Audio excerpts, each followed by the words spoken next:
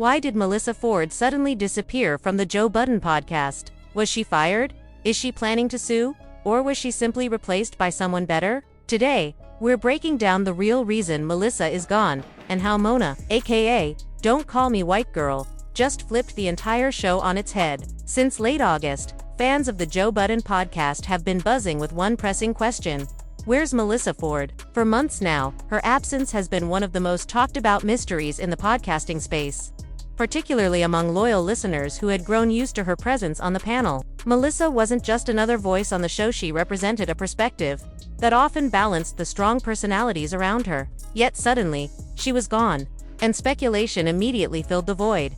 Some fans assumed she had been let go quietly, perhaps because of behind-the-scenes disagreements. Others wondered whether legal drama was in play, especially given Melyssa's occasional cryptic posts on Instagram. Still others suggested she may have chosen to step away on her own, either to protect her peace or to pursue personal projects. The lack of a clear explanation left room for rumors to spread.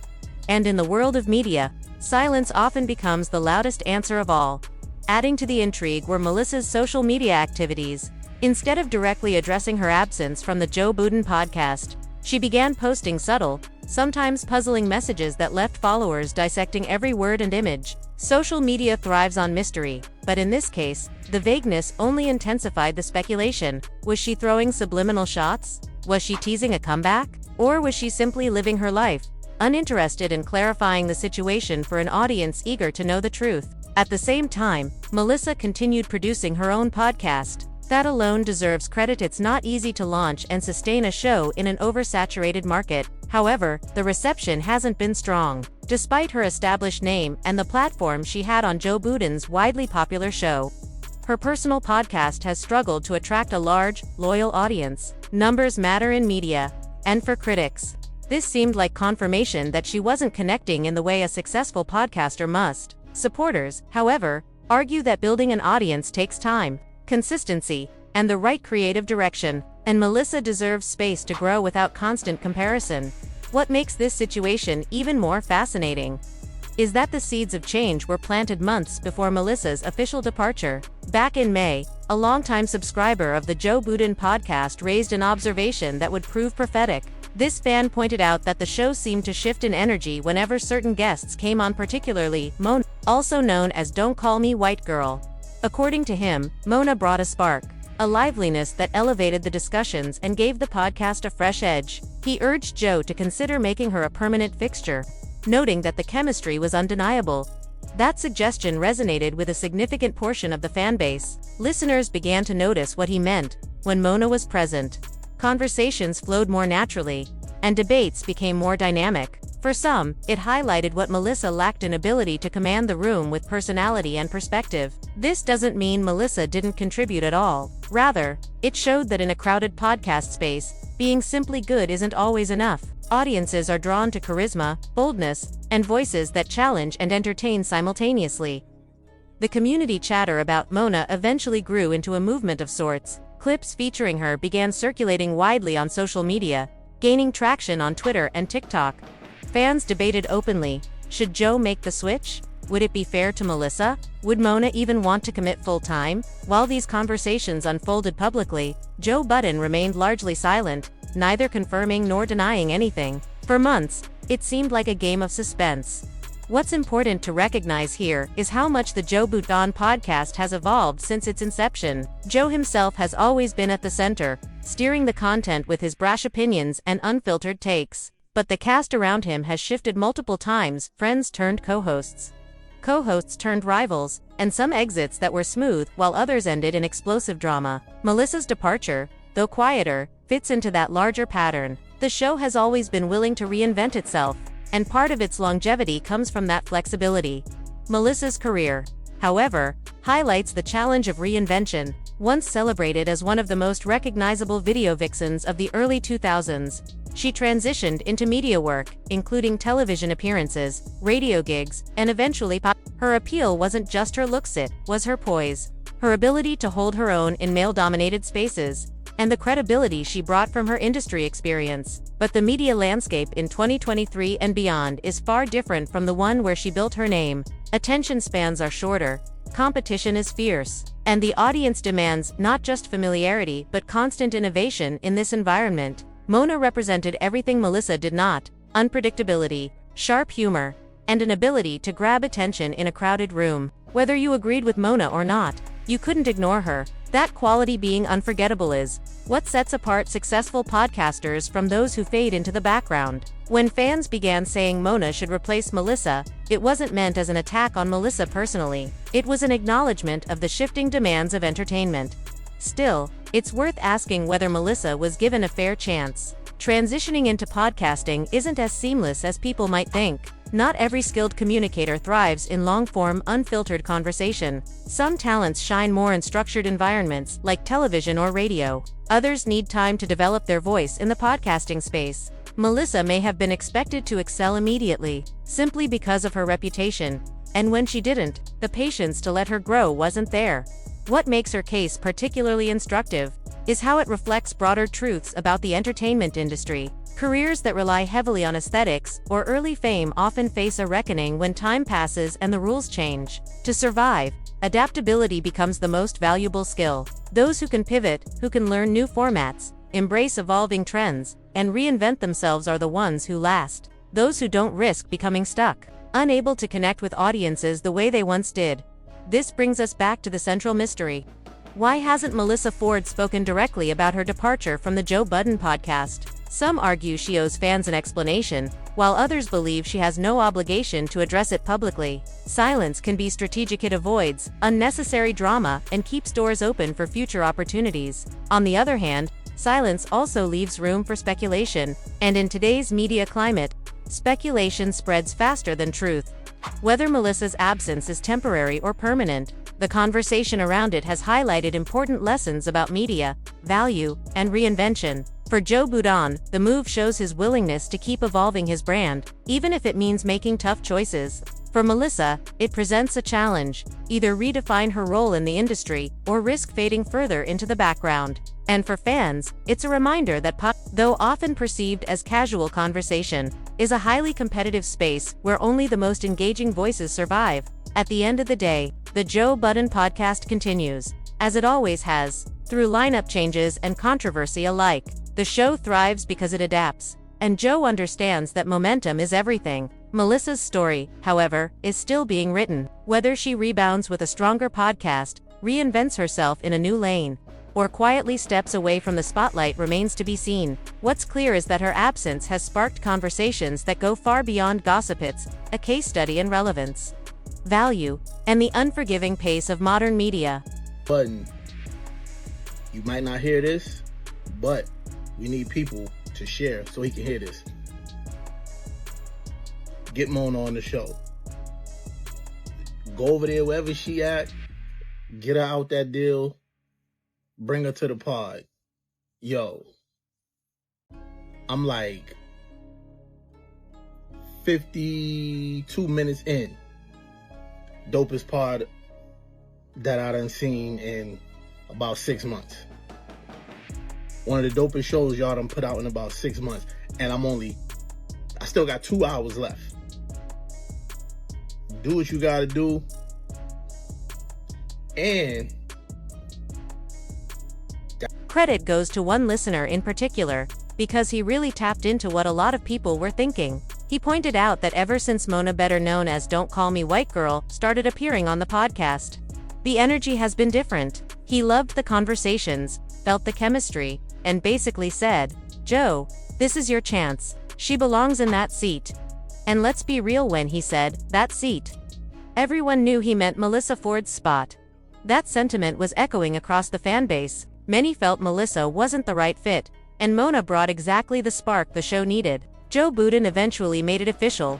After months of rumors, teases, and leaving listeners hanging, he confirmed that Mona would be the newest co-host of the Joe Budden podcast. Mona isn't new to the podcast world. She previously co-hosted $1 million worth of Game alongside Gilly and Wallow before branching off in 2020. By 2021, she had relaunched her own show, Don't Call Me White Girl, and it's been steadily building momentum ever since. Fans love her sharp takes, her sense of humor, and the unapologetic way she voices her opinions. Her chemistry with Joe has already proven to be a strong draw, and for many, Her joining the show feels like a natural fit. Shout out to Shake Smooth, who was among the first to call this move before it was officially announced. And sure enough, once the news broke, excitement spread quickly. Listeners were more than ready to welcome Mona into the mix. I'm not the only one that's excited that Mona is on the Joe Budden podcast. And actually, I'm so excited I may start listening to full episodes. Because usually I just ingest them through clips from TikTok, but I actually may need to watch the full episode because I know she's going to ruffle some feathers. And I would like to know the lore of it, the beginning of it. I want to start from the so I actually will be supporting. I think she fits in perfectly. We all knew that Mel was going to be on her way out. I think she's been show hopping. I don't think she was ever a really good fit. I just don't think she could have she could hang with them like that. And it's not just women. I love Mona. So I like this. I felt like there could have been a space where she could have been on there before, even with Melyssa Ford still being on there, but it never happened. I'm a fan of Mona. I think she's funny as shit. I wouldn't say I felt sorry for Melyssa Ford. It's more that things just didn't click the way they were supposed to. Still, it raises an interesting point about Joe Budden's mindset and, more broadly, about how people adapt when circumstances change. This isn't a knock on women, because the same dynamic applies in reverse. Men can be replaced too if they don't bring value.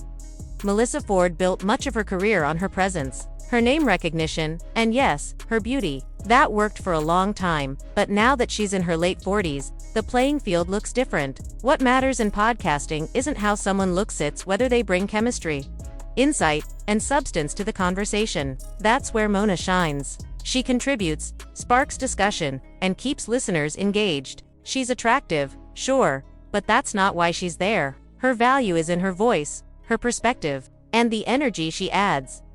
In contrast, Melyssa's own podcast hasn't been able to capture momentum, even with the boost of exposure from Joe Budden's massive audience. That's telling. If the platform was there and the audience still didn't connect, it signals that something deeper is missing. She now faces the tough reality of trying to reinvent herself in an industry overflowing with competition, where nearly everyone has a mic and a platform. There's a lesson here not just for Melyssa, but for anyone paying attention. Joe recognized that his show needed growth, so he made the hard choice to shake things up. It wasn't personal. It was about improvement. That willingness to adapt is something men and women both can learn from. If you're not adding value, you run the risk of being replaced by someone who is. Melyssa now finds herself relying on past connections while trying to stand out in a crowded market. And that's a difficult position to be in without reinvention or evolution. At some point, the question becomes, what real value are you bringing to the table both in the public eye and behind the scenes? That's the dilemma many entrepreneurs, including women in entertainment, eventually face. It's what I'd call the Melyssa Ford effect. The early momentum built on name recognition or appearance only takes you so far. Eventually, the industry demands something more: adaptability, collaboration, and the ability to build lasting relationships. If you can't pivot, you risk being left behind. Melyssa's career illustrates this pattern. Opportunities like a seat on the Joe Budden podcast don't come around every day. Yet, instead of seizing the moment and growing from it, she struggled to find her footing. Feedback from fans and even colleagues suggested she didn't work well with others or add enough to the conversation. That kind of reputation, fair or not, can quietly erode a person's standing until doors start closing.